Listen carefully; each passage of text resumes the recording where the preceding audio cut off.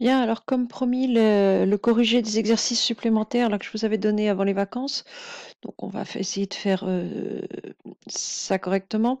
Donc le premier, on vous disait 180 personnes ont été interrogées sur leur lieu d'habitation, donc ils peuvent habiter soit en centre-ville, soit en banlieue, soit carrément à la campagne, et sur leur type d'habitation, c'est-à-dire qu'ils peuvent habiter soit une maison, soit un appartement.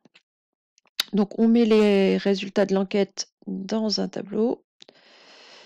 Donc, on vous disait 20% des personnes habitent en centre-ville. Donc, on sait qu'au total, il y a eu 180 personnes interrogées. Donc, il faut calculer 20% de 180. Donc, 20%, c'est 0,2. C'est 20 centièmes. Hein. Et 0,2 fois 180.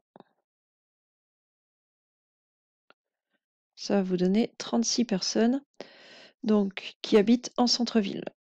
Alors, centre-ville, 36. Parmi elles, 13 habitent dans une maison. Donc, parmi les 36 personnes, il y en a 13 dans une maison. Ensuite, 88 personnes habitent dans un appartement en banlieue. Donc, le 88 était mis ici, appartement de banlieue. 5% des personnes habitent à la campagne dans une maison. Alors, c'est là qu'il y en a qui ont fait des confusions de lecture, qui ont lu 5% des personnes qui habitent à la campagne sont dans une maison. C'est pas ce qui est écrit. C'est écrit 5% des personnes, donc 5% des 180, habitent à la campagne dans une maison, donc vont venir dans la case qui est ici. Donc, ça se calcule rapidement. Hein. 5%, c'est 0,05. Et on l'applique à 180.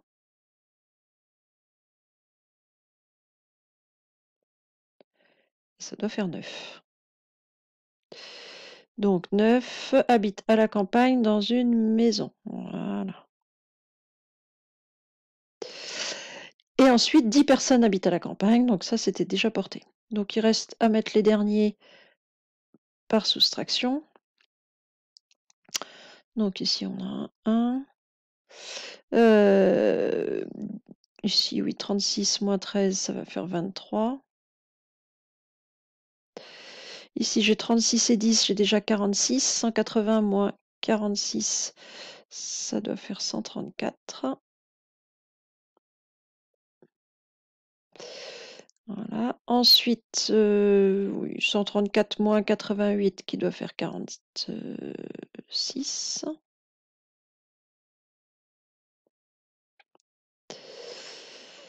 « 13 plus 46, ça fait 59 plus 9, ça doit faire 68. 23 plus 88, ça fait 111, plus 1, 112. Et 112 plus 68, ça fait 180, il n'y a pas de problème. Donc je pense que je ne me suis pas trompée. Ensuite, donc on vous disait, on prend au hasard une personne qui a été interrogée, donc une sur des 180.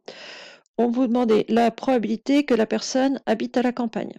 Donc ici, les événements n'ont pas de nom. Alors les probabilités, on va les appeler P1, P2, P3. Donc la première, donc que la personne habite à la campagne. Donc la campagne, c'est 10 sur 180. Alors ça se calcule. Et ça fait... Donc on vous disait résultat en décimaux, je crois, je suis sûre même, arrondi au centième. Donc deuxième chiffre après la virgule.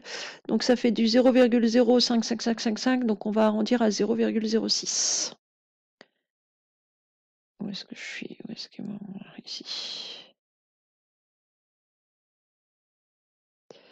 Ensuite, quelle est la probabilité que la personne habite dans une maison en banlieue? Donc dans une maison en banlieue. Maison de banlieue, 46 sur 180. Donc 46 sur 180, ce qui fait environ 0,26. C'est pareil, c'est 2, 5, 5, 5, 5. Donc, et on va arrondir ça à 0,26. La probabilité que la personne habite dans une maison qui ne soit pas en centre-ville. Alors, on veut une maison qui ne soit pas en centre-ville. Alors là, il faut regarder un petit peu plus près.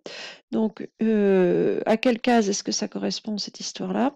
Donc, je veux une maison, mais pas en centre-ville. Donc, en fait, il y a 2 endroits dans mon tableau qui m'intéressent ici. C'est-à-dire que je veux soit une maison de banlieue, soit une maison, à la campagne.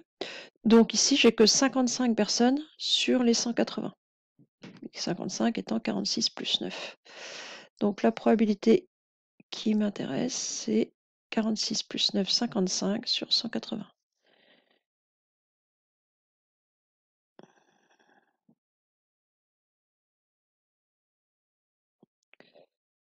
Donc sur 180, c'est-à-dire 55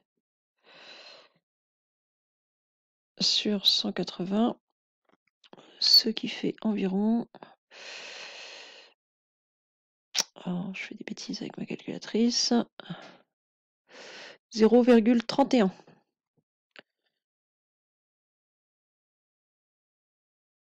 Voilà. On vous disait ensuite, on choisit à présent au hasard une personne parmi celles qui habitent en appartement. Quelle est la probabilité que cette personne habite en centre-ville? Donc ici, on se met une condition, on est sur une probabilité conditionnelle, même s'il n'y a aucune notation ici. C'est-à-dire que là, cet exercice-là, on peut sans problème le donner à un élève de seconde, voire même un élève de troisième. Donc la condition qu'on se pose, c'est qu'on pioche plus au hasard, on prend parmi celles qui sont en appartement. Donc ma probabilité va plus être sur 180, mais sur 112. Et puis s'il y a 112 personnes en appartement, et je veux la probabilité que la personne habite en centre-ville, donc c'est 23 sur 112. Donc 23 sur 112, ce qui fait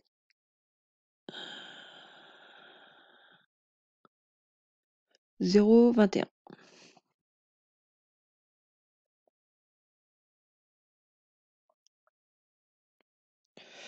Voilà pour cet exercice.